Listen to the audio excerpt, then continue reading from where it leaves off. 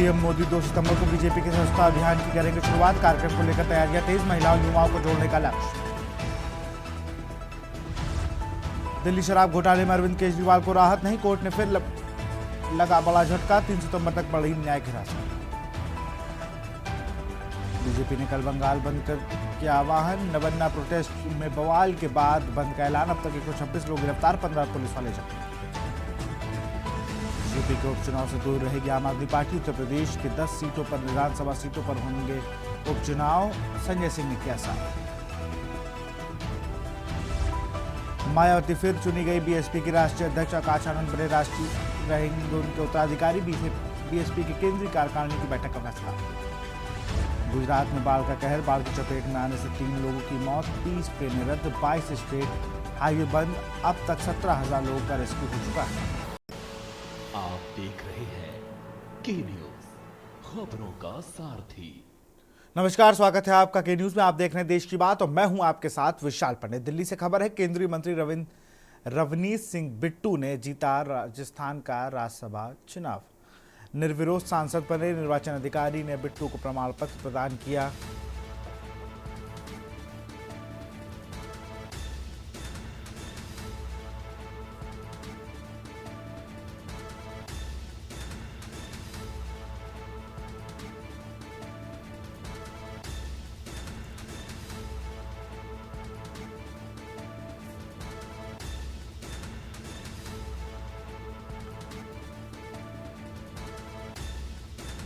राजस्थान से राज्यसभा के लिए निर्विरोध सांसद।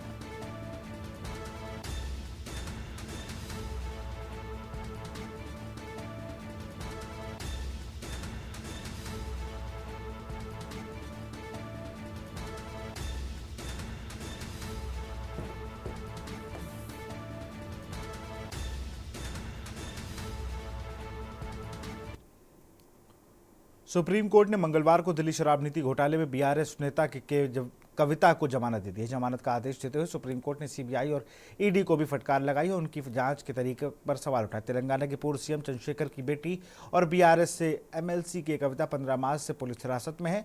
सुप्रीम कोर्ट ने दिल्ली हाईकोर्ट के उस आदेश को खारिज कर दिया जिसमें हाईकोर्ट ने की कविता की जमानत याचिका खारिज कर दी थी। कविता के दोनों मामलों में 10 लाख रुपए का जमानत बॉन्ड भरने और गवाहों से छेड़छाड़ न करने और गवाहों को प्रभावित न करने की शर्त पर जमानत देने के निर्देश दिए गए हैं। न्यायमूर्ति बीआर गवई, केवी विश्वनाथन की पीठ ने सुनवाई के दौरान सुप्रीम कोर्ट ने जांच एजेंसी ईडी और सीबीआई से पूछा कि उनके पास की कविता को कथित घोटाले में शामिल होने के क्या सबूत हैं और जो सबूत हैं वो अदालत को दिखाएं।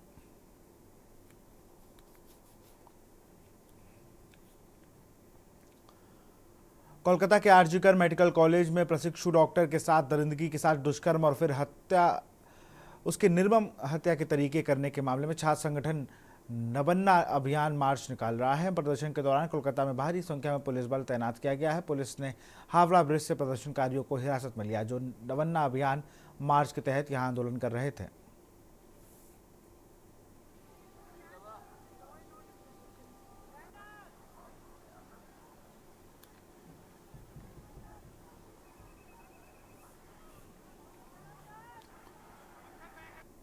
बांग्लादेश के मौजूदा हालात को देखते हुए मीरा की मां अपनी बेटी की सुरक्षा को लेकर परेशान है। उनकी मां चाहती हैं कि मीरा भारत लौट आए, लेकिन इतने सालों से बांग्लादेश में रहने वाली मीरा का कहना है कि ये सब इतना आसान नहीं है। उन्होंने ढाका घर जैसा लगता है। इस रिपोर्ट को देखिए। मीरा मेनन बांग्लादेश में रहने वाली भारतीय नागरिक हैं। वो पिछले 16 साल से अपने परिवार के साथ राजधानी ढाका में रह रही हैं। बांग्लादेश के मौजूदा हालात को देखते हुए मीरा की मां अपनी बेटी की सुरक्षा को लेकर परेशान है। उनकी मां चाहती है कि मीरा भारत लौट आए, लेकिन इतने सालों से बांग्लादेश में रहने वाली मीरा का कहना है कि ये सब इतना आसान नहीं है। उन्हें ढाका घर जैसा लगता है। For my daughter, Dhaka is home. She lived here, so she's very attached. I mean, how old was she when you arrived She here? was just 10 months old, so she lived here, so it's home. Bangladesh में जुलाई में बड़े पैमाने पर आरक्षण के खिलाफ प्रदर्शन हुआ। सैकड़ों भारतीय बांग्लादेश छोड़कर चले गए। 5 अगस्त को शेख हसीना की सरकार के खिलाफ लोगों का गुस्सा फूट गया। जगह जगह प्रदर्शन होने पर कई लोगों की जान चली गई। नौबत यहां तक आ गई कि शेख हसीना को देश छोड़कर जाना पड़ा। केरल के त्रिशूर जिले की रहने वाली 45 साल की मीरा मेनन अपने पति और 14 साल की बेटी अवंतिका के साथ रहती हैं। उनके पति ढाका की कंपनी में सीनियर मैनेजर हैं। So many members have left to Kerala and India. Some are taking short breaks. Some are in dilemma, deciding whether to come back. Few of them have decided to keep their families back in India. And people who are here in Dhaka and people who are there in India, both everyone are in utter confusion and dilemma whether to stay here or move back, relocate. So there is a sense of uncertainty everywhere. Dhaka में भारत के अलग अलग समुदाय के लोग रहते हैं। Meera housewife होने के साथ साथ ढाका मलयाली एसोसिएशन की अध्यक्ष भी हैं। मीरा मेनन भी बाकी लोगों की तरह पशुपेश में हैं। उनका कहना है कि परिवार का चिंता करना जायज है, लेकिन ढाका में उन्हें अपनापन लगता है। We have been living in Dhaka for a good 16 years now, so there's a kind of attachment, and you just can't leave everything and relocate in hasty. It can't be a hasty decision. So we are observing the situation and hoping to have a normal life soon. Schools have started, offices are functioning. So right now streets are okay. So that's the situation. Bangladesh में रहने वाले भारतीयों की सुरक्षा को लेकर अंतरिम सरकार के प्रमुख मोहम्मद यूनिस भी फिक्रमंद हैं। उन्होंने 16 अगस्त को प्रधानमंत्री नरेंद्र मोदी से फोन पर बातचीत में हिंदुओं की सुरक्षा का भरोसा दिया। मीरा मेनन और उनके परिवार की तरह बांग्लादेश में रहने वाले अल्पसंख्यक समुदाय के लोगों ने सरकार से मिले भरोसे के बाद राहत की सांस ली है। रोहतक में बीजेपी कार्यालय में युवा सदस्यता ग्रहण समारोह हुआ। बीजेपी कार्यालय मंगल कमल में युवा सदस्यता कार्यक्रम में हरियाणा के सीएम नायब सैनी, प्रदेश अध्यक्ष मोहनलाल और प्रभारी सतीश पुनिया ने शिरकत की। इस युवा सदस्यता कार्यक्रम में अखिल भारतीय विद्यार्थी परिषद के द्वारा अपने प्रदेश भर के आए 1000 के करीब छात्र छात्राओं को बीजेपी में शामिल किया गया। वहीं बीजेपी युवा मोर्चा के प्रदेश अध्यक्ष विभव बिश्नोई और परीक्षित दहिया भी इस कार्यक्रम में मौजूद रहे। भारतीय जनता पार्टी परिवार में दिल खोल करके बहुत बहुत स्वागत और आप सबका दिल से धन्यवाद करता हूं। ये मेरे लिए खुशी की बात है। आज आप लोगों ने एक ऐसे विचार के साथ जुड़ रहे हैं जिस विचार को लेकर के दुनिया के सबसे लोकप्रिय नेता भारत के यशस्वी प्रधानमंत्री ने भारत को दुनिया में अग्रणी देशों के अंदर ला करके खड़ा करने का बहुत कम समय के अंदर कार्य किया है। और आप सबको बधाई देता हूं। ये चुनाव का समय है और ऐसे चुनाव के समय में आप सब पार्टी ज्वाइन कर रहे हैं।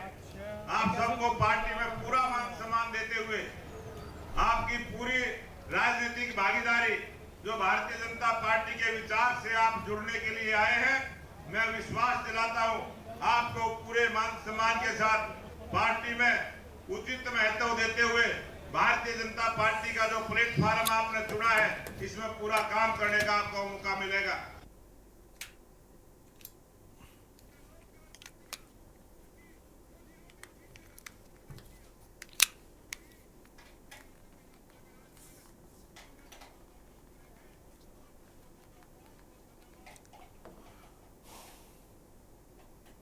भाजपा सांसद कंगना रनौत एक बार फिर विवादों में घिरती नजर आ रही हैं। कंगना रनौत ने मीडिया को जानकारी देते हुए एक इंटरव्यू में कहा कि दिल्ली किसान आंदोलन में रेप और हत्याएं हुई थीं और किसान आंदोलन के पीछे विदेशी ताकतें शामिल थीं। इस बयान को लेकर भाजपा सांसद कंगना रनौत कांग्रेस के निशाने पर आ गई हैं। एआईसीसी सचिव चेतन चौहान ने कंगना रनौत को मानसिक तौर पर विकलांग करार किया है। कांग्रेसी नेता चेतन चौहान ने कहा कि कंगना रनौत के पिछले शर्मनाक बयानों के कारण ही किसानों की बेटी और महिला जवान कुलविंदर कौर ने उन्हें थप्पड़ जड़ा था। जिस किसान आंदोलन में 3 कृषि कानूनों को रद्द करवाने के लिए 750 किसानों ने अपनी जान गंवाई थी। खुद प्रधानमंत्री को अपनी गलती मानकर माफी मांगनी पड़ी थी। उस किसान आंदोलन के बारे में ऐसी घटिया बातें बोलकर कंगना रनौत ने अपनी निम्न स्तरीय सोच को परिचित किया है। देखिए, कंगना रनावत जी ये वो सांसद है जिसको एक किसान की बेटी ने एक चांटा मारकर शायद इनकी अपनी अंतरात्मा को झकोरने का काम किया था। उस बहादुर महिला ने सही चांटा मारा था इनको। और आज ये उस किसान आंदोलन की बात कर रही हैं जिसमें 750 हमारे किसान शहीद हो गए। 1.5 साल से ऊपर वो आंदोलन चला और इनकी झूठी आश्वासन से किसान वहाँ से उठे और आज ये उस आंदोलन के अंदर कह रहे हैं कि वहाँ मर्डर हुआ, रेप हुआ। ये इनकी मैं ओछी और गंदी मानसिकता कहूँगा। मैं ये डिमांड करता हूँ कि इनकी सांसद सदस्यता को रद्द किया जाए। जो कृषि प्रधान देश, जो अन्नदाता के प्रति जिसके दिमाग में इतना जहर और गंदगी भरी हो, वो उस सांसद में बैठने की लायक नहीं है। सिरसा में गोकुल सेतिया सिरसा की सब्जी मंडी रनिया रोड गेट पर अपने कार्यकर्ताओं के साथ साफ सफाई अभियान में शामिल हुए। सफाई की स्थिति पर चिंता जताई और स्थानीय विधायक गोपाल कांडा पर आरोप लगाया कि उन्होंने इलाके की खराब हालत पर ध्यान नहीं दिया।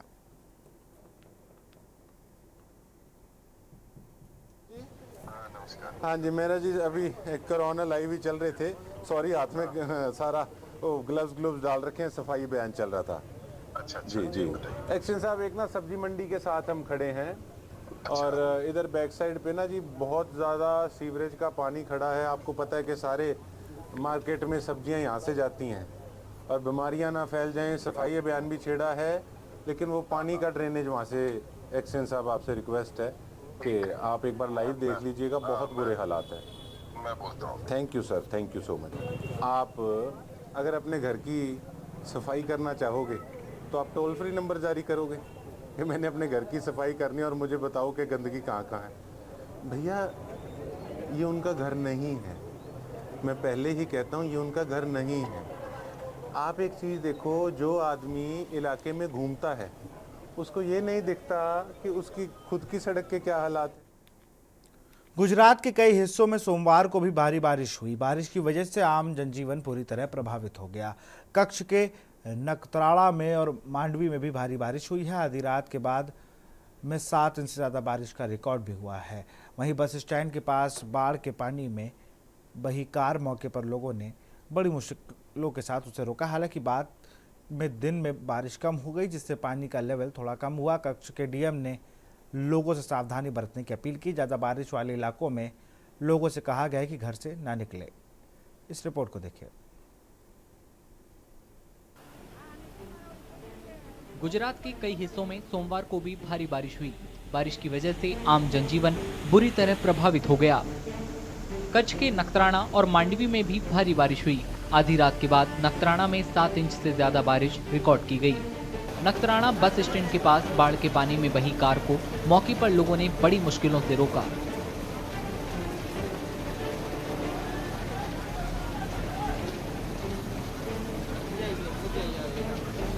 हालांकि बाद में दिन में बारिश कम हो गई, जिससे पानी का लेवल थोड़ा कम हुआ।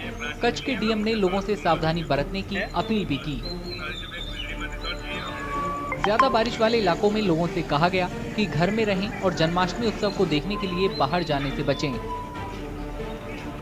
मौसम विभाग ने अगले 3 दिन तक भारी बारिश का अलर्ट जारी किया है। પરંતુ મારી બધાને વિનંતી છે કે ખાસ જ્યારે અત્યારે જન્માષ્ટમીનો માહોલ છે તો જે રીતની વરસાદની ગજવીજ સાથે વરસાદની આગાહી અત્યારે છે તો કૃપા કરીને પોતાના ઘરથી બિનજરૂરી બહાર નીકળવા ટાળે। હરવા ફરવા કે જોવા કોઈ જગ્યા જળાશયના નજીક ના જાય। ખાસ કરીને કોઈ કોઝવે અથવા પાપડી હોય જેના ઉપરથી પાણી વહેતું હોય તો એને જોખમી રીતે ક્રોસ ના કરે। સમગ્ર વહીવટી તંત્રને અલર્ટ કરવામાં આવ્યું છે। તલાટીઓને ગામે રહેવા સૂચના આપવામાં આવેલી છે। પ્રાંતોને મામલતદારોને અલર્ટ રહેવા સૂચના આપવામાં આવેલી છે। સતત દરેક ગામમાં આપણે અલર્ટ ઉપર છીએ। भावनगर में मौसम विभाग के भारी बारिश के अलर्ट के बाद एनडीआरएफ की टीम को वहां तैनात कर दिया गया है। 30 सदस्यों की एनडीआरएफ टीम भारी बारिश की वजह से पैदा होने वाली किसी भी इमरजेंसी से निपटने के लिए तैयार है।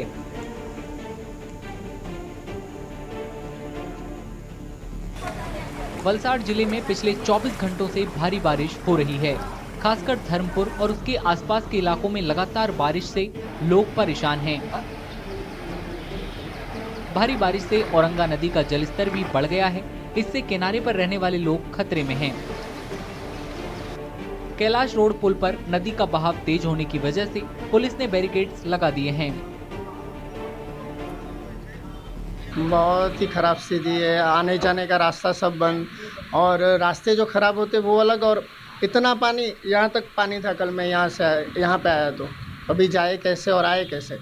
अगर पानी के पहले आ गया तो दुकान बचा सकते, माल बचा सकते, लेकिन आने में अगर देर हो गई और पानी आ गया तो नया दुकान खोल सकते, ना माल बचा सकते। इतनी खराब परेशानी यहाँ पे, और गवर्नमेंट उसके लिए कुछ करती भी नहीं है। जिले में तैनात एनडीआरएफ की टीम ने एक गर्भवती महिला को बचाने में मदद की। बाद में महिला को नदी पार कराकर हॉस्पिटल ले जाया गया।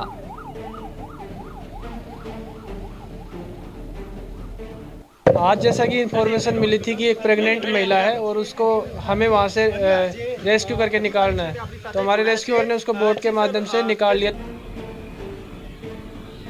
जिला प्रशासन के मुताबिक अब तक 1100 से ज्यादा लोगों को शेल्टर होम्स में पहुंचाया जा चुका है। जिले के कई इलाकों में पेड़ उखड़ गए हैं और 150 से ज्यादा सड़कों को बंद करना पड़ा है। अहमदाबाद में 24 घंटे में 108 मिलीमीटर बारिश हुई है। भारी बारिश की वजह से शहर के कई हिस्सों में पानी भर गया, जिससे आम जनजीवन अस्त व्यस्त हो गया है। प्रहलाद नगर के पौष इलाके में पानी भर गया है। पानी भरने से इलाके में रहने वाले लोगों और यात्रियों को बड़ी परेशानी का सामना करना पड़ रहा है। शहर के मीठाखली चौराहे पर पानी भर गया है, जिससे गाड़ियों का आना जाना बंद हो गया है। शहर के दूसरे इलाकों में भी कुछ इसी तरह के हालात हैं। भारतीय मौसम विज्ञान विभाग ने अगले 24 घंटे के लिए इलाके में बारिश जारी रहने का अनुमान लगाया है। लोगों को सलाह दी गई है कि वे घर के अंदर रहें और जब तक जरूरी ना हो कहीं भी जाने से बचें। अहमदाबाद जिला प्रशासन हालात सामान्य करने की कोशिश में लगा हुआ है, लेकिन बारिश से शहर का बुनियादी ढांचा प्रभावित हो रहा है। खबर पाकुड़ से है। राज्य में होने वाले विधानसभा चुनाव को देखते हुए पाकुड़ में एसडीपीओ डीएन आजाद की अध्यक्षता में इंटर स्टेट जिले के पुलिस के साथ एक बैठक बुलाई गई। बैठक में एसडीपीओ डीएन आजाद, पश्चिम बंगाल के जहांगीरपुर एसडीपीओ राजमहल, एसडीपीओ गोड्डा, एसडीपीओ अलावा पाकुड़ अनुमंडल क्षेत्र के सभी थाना प्रभारी व पुलिस पदाधिकारी मौजूद थे। ये मीटिंग जो आज थी वो इंटर स्टेट मीटिंग थी। इलेक्शन, आगामी जो विधानसभा इलेक्शन है उसकी तैयारियों के मद्देनज़र मुख्यालय के निर्देशानुसार ये मीटिंग की गई थी। इसमें बंगाल के जंगीपुर एसडीपीओ आए हुए थे, राजमहल एसडीपीओ आए हुए थे, गोड्डा एसडीपीओ आए हुए थे, और यहाँ के हम थे, और बंगाल के पुलिस पदाधिकारी लोग भी आए हुए।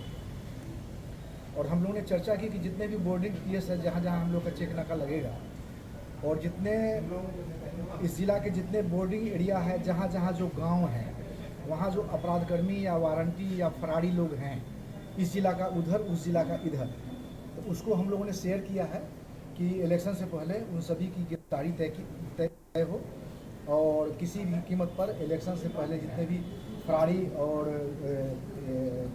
वांटेड मुजरिम है वो सलाखों के पीछे रहे, ताकि इलेक्शन शांतिपूर्वक निष्पादित हो सके। खबर कांकेर से। झाड़ के जंगलों में किया गया अतिक्रमण, सैकड़ों की संख्या में ग्रामीण पहुंचे कलेक्टर ऑफिस। कांकेर से खबर है, झाड़ के जंगलों में किया गया अतिक्रमण, सैकड़ों की संख्या में ग्रामीण पहुंचे कलेक्टर ऑफिसर। फर्जी तरीके से वन अधिकार पट्टा बनाकर किया अतिक्रमण।